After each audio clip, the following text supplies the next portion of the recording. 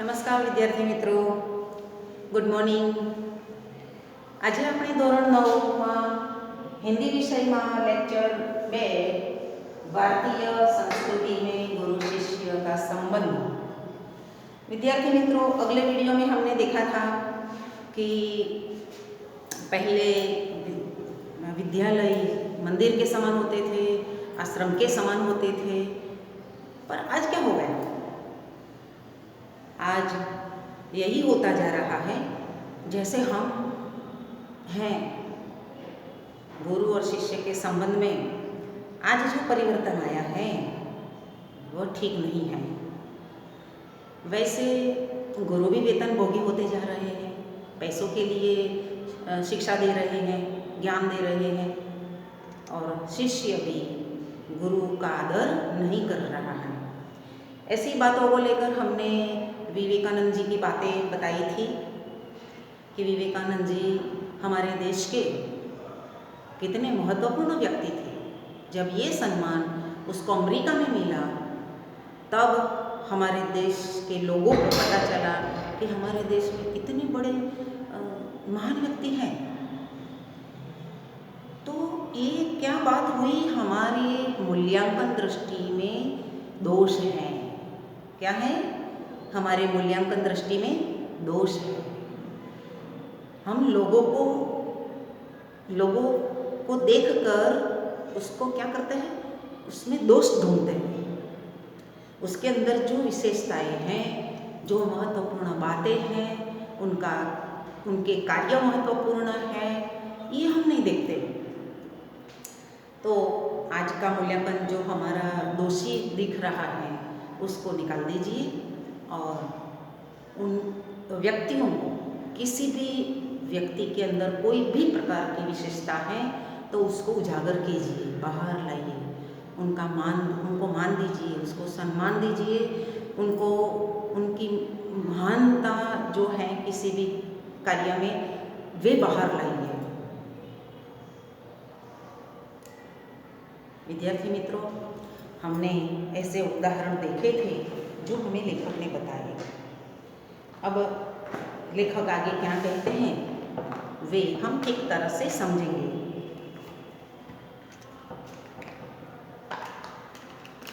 उसके बाद लेखक ने बात की रविंद्रनाथ ठाकुर की. रविंद्रनाथ ठाकुर को लेकर भी देशवासी के मन में उसके लिए कोई महत्व नहीं था, पर जब उसे कोई महानता मिली तब अपने देशवासियों को पता चला. तो क्या किया कि लोग अमादेर ठाकुर, हमारा ठाकुर, बंगाली लोग ऐसे बोलकर दौड़ते उनको मान देने लगे, सम्मान देने लगे. तो यहाँ तक तो बातें हमने की ही थी, पर बाद में यह भी लेखक ने बताया कि हमें अपने देश में जो लोग महान हैं, जो लोग जिनमें खूबसूरती है, जिनमें सौंदर्य है, ऐसे देश को छोड़कर लोग विलायत जाना क्यों मानते हैं, क्यों ठीक समझते हैं? ये तो यही बात हुई कि यहाँ अच्छा ज्ञान पाकर ये ज्ञान दूसरे देशों को देना, यही बात हुई. ये तो ठीक नहीं है. हमारे देश के लिए ज्ञानी लोग बाहर चले जाएंगे, विदेश में चले जाएंगे, तो उनका ज्ञान हमें तो नहीं मिलेगा. तो विद्यार्थी मित्रों, मेरे कहने का मतलब यह है कि आप अभी विदेश जाए तो वहाँ से कुछ लेकर यहाँ की चीज़ें, यहाँ का ज्ञान वहाँ नहीं देना है. पहले हमारे देश का विकास कीजिए, यही हम मानते हैं. तो एक पहलवान की बात हुई थी. एक सुप्रसिद्ध पहलवान थे, नाम उनका क्या था? गामा. वे उत्सुकता पूर्व पहलवानों को कुश्ती में ले गए और कुश्ती में उन्होंने चैलेंज कर दिया. एक अखबार के पत्रकार, पारसी पत्रकार ने उत्सुकता से उनके निकट पहुंचकर पूछा, साहब, विश्व के किसी भी पहलवान से लड़ने के लिए आप तैयार हैं तो आप अमुक शिष्य से क्यों लड़वाते हैं? गामा आजकल के शिक्षा क्रम में नहीं रंगे हुए थे। तो कैसे थे? उनमें गुरु की उच्च भावना थी। अपने शिष्यों से वे बढ़कर नहीं जाना चाहते थे, अपने शिष्यों से आगे नहीं जाना चाहते थे, अपने शिष्यों को आगे ले जाना चाहते थे। इसीलिए वे इस गुरु के रंग में, आज के गुरु के रंग में नहीं रंगे हुए थे। इसलिए उन्हें इन शब्दों ने हैरान कर दिया। वे तो परेशान हो गए, पर जवाब तो देना ही था। आंखें फाड़कर उस पत्रकार का चेहरा देखते रहे। बाद में धीरे से कहा, भाई साहब, मैं हिंदुस्तानी हूँ, हमारा अपना निजी रहन सहन है, शायद इससे आप परिचित नहीं हैं। जिस लड़के का आपने नाम लिया,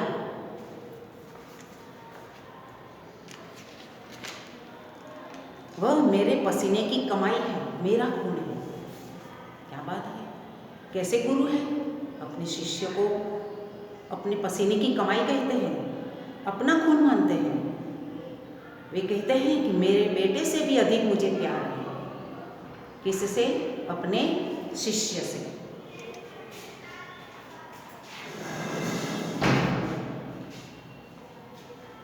अपने शिष्य से, अपने बेटे से भी अधिक प्यार करते हैं।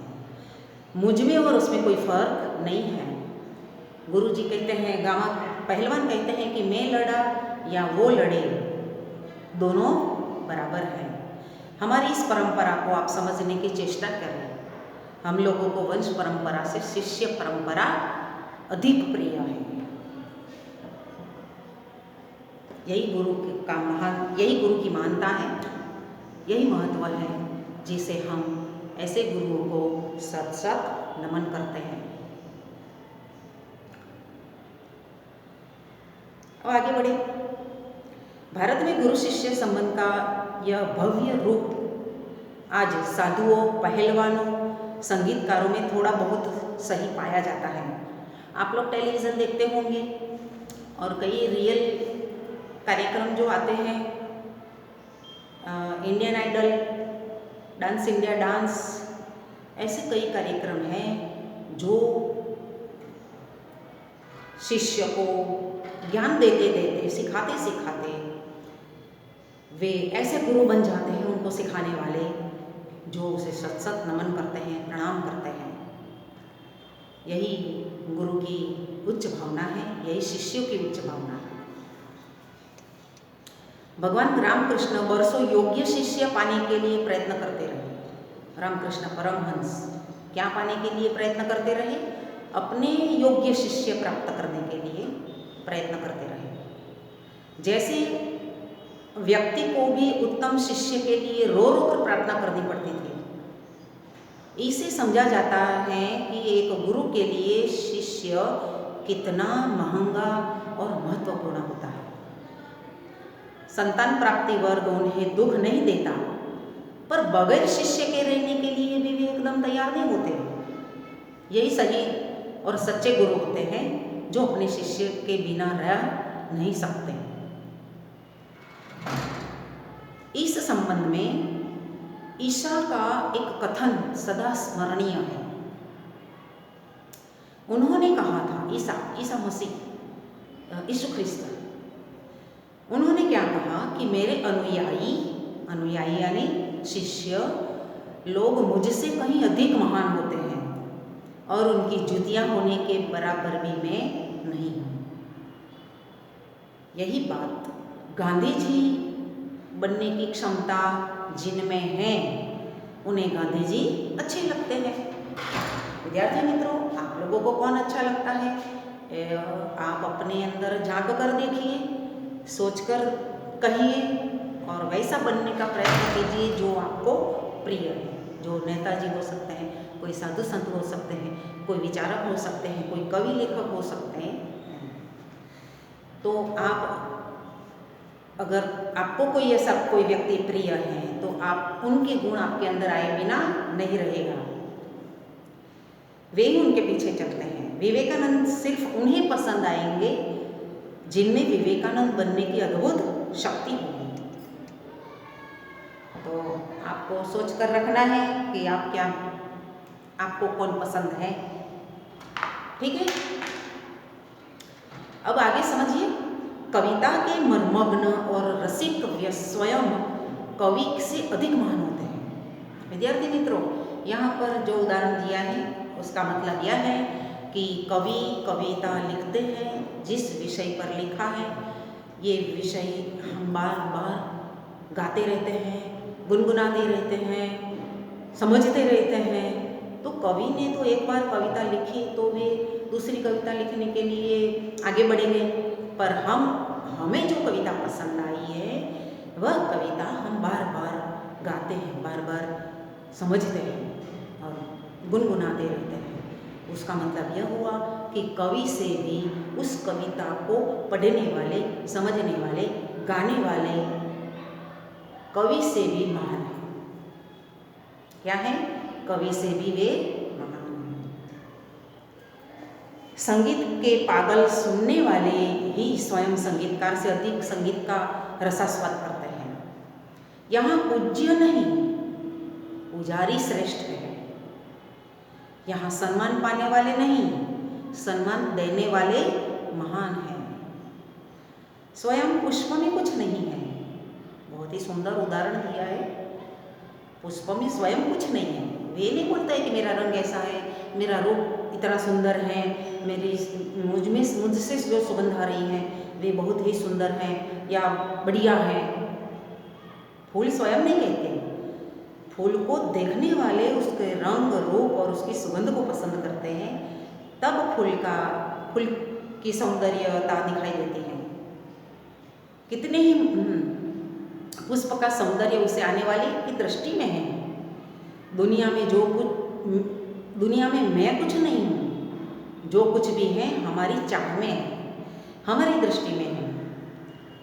यह अद्भुत भारतीय व्याख्या अजीब सी लग सकती है, पर हमारे पूर्वज सदा इस पथ के यात्री रहे हैं। हमारे जो पूर्वज हैं वे ऐसे महान लोगों के पथ पर चले हैं। उत्तम गुरु में जाति भावना नहीं होती। कितने ही मुसलमान पहलवानों के चेले हिंदू रहे हैं और कितने ही संगीतकार के मुसलमान शिष्य रहे हैं। यहाँ परख गुण की है, साधना की है, प्रतिभा की होती है, भक्ति और श्रद्धा की है, न कि जाति संप्रदाय, आचार विचार या धर्म की। मुझे क्या लिखाया था एक विद्वान मुसलमान ने ही। उन्होंने कभी नहीं सोचा था कि यह हिंदू है और मुसलमान बनना चाहिए। पुराने ज़माने में मौलवी लोग, इसे कहते हैं मौलवी, मुसलमानों के धर्मगुरुओं को मौलवी कहते हैं। ये बड़े बड़े मौलवियों ने भी बड़े बड़े रामायणी होते थे। रामायणी यानी रामायण को पढ़ते थे। मुसलमान होते हुए भी हिंदू के धर्म ग्रंथ को पढ़ते थे। आज देहातों में, गांवों में भी मुसलमान लोग रहते हैं। उनके नाम होते हैं हिंदुओं के और वे होते हैं मुसलमान। जैसे कैसे नाम होते हैं? भरत मियाँ, रंजित मियाँ आदि अधिक संख्या में दिखाई देते हैं। आज के गुरु सिर्फ सेवा लेने में ही चतुर हैं। क्या बात की है? किसके लिए बात की है? लेखक ने आज के गुरुओं की बात की है। अगर उसमें मैं भी आ जाती हूँ तो आपकी दृष्टि से मैं भी वैसी ही हूँ जो आपसे सिर्फ सेवा करवाती हूँ। पर गौर कीजिए दुनिया भर के गुरुओं के प्रति कि लोग कैसे हैं, गुरु कैसे हैं, किसे गुरु मानते हैं आपको कई शिक्षकों ने पढ़ाया होगा, कई आगे जाकर कई प्रोफेसर पढ़ाते रहेंगे, आगे जाकर और आपके जीवन में कई गुरुओं का प्रवेश होगा। पर आपके लिए सही गुरु कौन है वे आप ही ठीक तरह से समझ सकते हैं। उपनिषदों में आचार्यों ने कहा है कि सेवा देने की चीज़ है, लेने की नहीं। सेवा लेने के अधिकारी बच्चे होते हैं, रोगी, असहाय और वृद्ध लोग होते हैं। परमेश्वर का ही मूर्त रूप होना चाहिए। सेवा रूपी पूजा से उनकी शक्ति को प्रज्वलित करने की क्षमता, सहृदयता रखने वाले ज्ञानी और तपस्वी पुरोहित आजकल के गुरु नहीं रह पाए हैं। आज स्वार्थी हो गए हैं गुरु, पैसों के लिए अपना ज्ञान देते हैं। पुजारी लोग होते हैं, ब्राह्मण लोग होते हैं जो यज्ञ और पूजा पाठ करवाते हैं, ये लोग भी पैसों के खातिर काम करते हैं। उसमें भी गुरु की कोई महत्ता नहीं रही है, ब्राह्मण की भी कोई महत्ता नहीं रही है। ठीक है। किसी भी देव मंदिर की मूर्ति की शक्ति उतनी मात्रा तक ही संभवित है जितनी मात्रा तक उसके पुजारी की भाव पूजा और नैवेद्य भावना भरी होती है। कौन सा मंदिर ठीक है, कौन से मंदिर में मूर्ति बड़ी सुंदर है और ज़्यादा भक्त लोग आते जाते रहते हैं। जो मंदिर में मूर्ति अच्छी है इसीलिए नहीं, मूर्ति की पूजा करने वाले का भाव अच्छा है, इसीलिए लोग उस मंदिर को पसंद करते हैं जाने के लिए, ताकि वहाँ जाकर उस पुजारी का भी दर्शन करें और मूर्ति का भी दर्शन करें। यहाँ तक हमने ये पाठ पूर्ण किया है। आपको इस गद्य से एक एक वाक्य के प्रश्न के उत्तर बनाने हैं और आगे जाकर मैं आपको इसी गद्य का जो कुछ व्याकरण विभाग का काम है मैं आपको बोर्ड पर अगले वीडियो में लिखकर भेजूंगी। तब तक के लिए नमस्कार।